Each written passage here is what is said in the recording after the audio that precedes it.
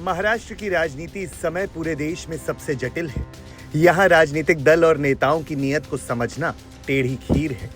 किसके मन में क्या चल रहा है, ये कहना बहुत मुश्किल है। फिलहाल अभी मुश्किल से 2 महीने पहले ही महाविकास अघाड़ी को हराकर महायुति गठबंधन ने फिर से सरकार बनाई थी। शिवसेना, एनसीपी और बीजेपी की नई सरकार में शामिल होने के लिए एकनाथ शिंदे को बहुत मुश्किल से मनाया गया था, जिसके बाद से ही शिंदे की शिवसेना और बीजेपी में अनबन को लेकर चर्चाएं लगातार चल रही हैं और शिंदे और फडणवीस के बीच फूट को लेकर अटकलों का बाजार गर्म है।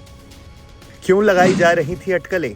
फडणवीस की यूबीटी और एमएनएस नेताओं के साथ बैठ के शिंदे की योजनाएं बंद करके उन्हें घेरने की कोशिश, मुख्यमंत्री ना बनाए जाने को लेकर शिंदे की नाराजगी, शरद पवार ने की शिंदे कार्यकाल की तारीफ, शिंदे गुट के 20 विधायक की सिक्योरिटी हटाए जाने से नाराज विधायक।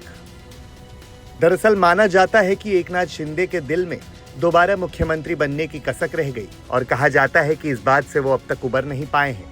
उनकी नाराजगी तब और खुलकर सामने आई जब उन्होंने सीएम देवेंद्र फडणवीस की मीटिंग में जाना बंद कर दिया। इन्हीं मामलों की वजह से ये बात अब आम हो गई है कि देवेंद्र फडणवीस और एकनाथ शिंदे के बीच कोल्ड वॉर चल रही है।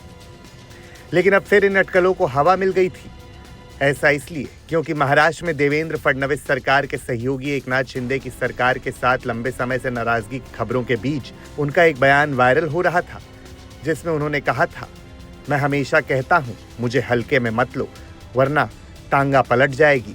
उनका कहना था, दाढ़ी को हल्के में मत लो, इसी दाढ़ी ने तुम्हारी गाड़ी को गड्ढे में डाल दिया था। मी कधी कधी म्हणतो या एकनाथ शिंदेला हलक्यात घेऊ नका. तुम्ही हलक्यात घेतलं, तुमचा टांगा पलटी करून टाकला. या दाढीने तुमची गाडी काय खड्ड्यात घातली गाडी कधी तेव्हा. अब तूल पकड़ रहे इन खींचतान की खबरों पर पूर्व सीएम और महाराष्ट्र के मौजूदा उप मुख्यमंत्री एकनाथ शिंदे ने चुप्पी तोड़ी है। शिंदे ने सारी अफवाहों को खारिज करते हुए 2 टूक बयान जारी किया है। डिप्टी सीएम शिंदे ने कहा, मेरा निशाना उन लोगों पर था जो विकास को रोकते हैं। हमारे सहयोगियों के बीच कोई शीत युद्ध नहीं है। हम लोगों की भलाई के लिए मिलकर काम करते हैं। हमारा युद्ध विकास का विरोध करने वालों के खिलाफ है। कुल मिलाकर उनका कहना है कि इस बयान को गलत तरीके से समझा गया है। एकनाथ शिंदे ने अपने बयान को लेकर कहा, आज मैंने कहीं पढ़ा और गलत तरीके से समझाया गया कि मैंने ये बात सत्ताधारी गठबंधन के बीच तथाकथित शीत युद्ध के बारे में कही थी।